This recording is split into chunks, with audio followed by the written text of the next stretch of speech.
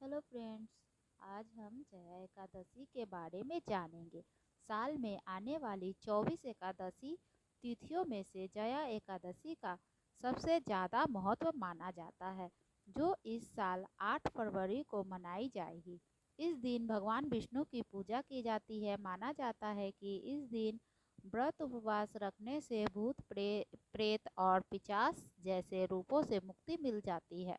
दक्षिण भारत में विशेष रूप से कर्नाटक और आंध्र प्रदेश में जया एकादशी को भूमि एकादशी और भीष्म एकादशी के रूप में मनाया जाता है।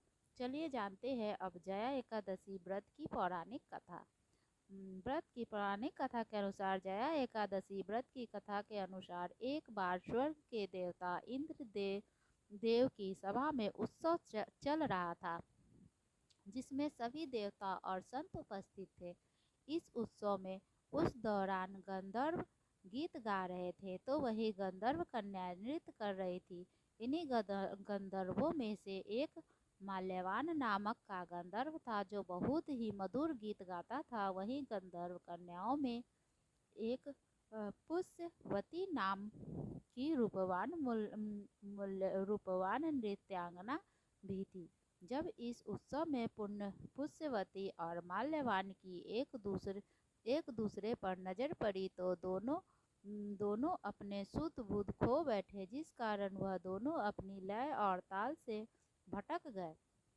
ये देखकर देवराज इंद्र क्रोधित हो गए और उन्होंने दोनों को स्वर्ग से वंचित होकर पृथ्वी पर पिशाचों सा जीवन जीने का श्राप दे दिया।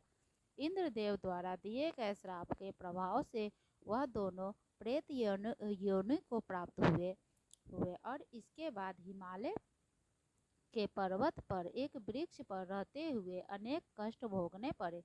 पिशाची जीवन अत्यंत दुखदायी था, जिस कारण वो दुखी रहते थे। एक दिन माघ मास के शुक्ल पक्ष की एकादशी तिथि को उन दोनों ने सिर्फ फलाहार किया था और रात में वे भगवान से प्रार्थना करते हुए अपनी भूल के लिए पश्चाताप कर रहे थे।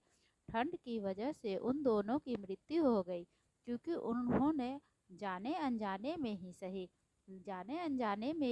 सही लेकिन जया एकादशी का व्रत पूरा कर लिया था। उससे उन्हें पिशाच योनि से मुक्ति मिल गई थी और इस तरह दोनों को फिर से स्वर्ग लोक की प्राप्ति हुई। तभी से जया एकादशी व्रत का महत्व बढ़ता चला गया और आज भी लोग इस व्रत को श्रद्धा भाव पूर्ण से निभाते हैं, करते हैं। Thank you. धन्यवाद।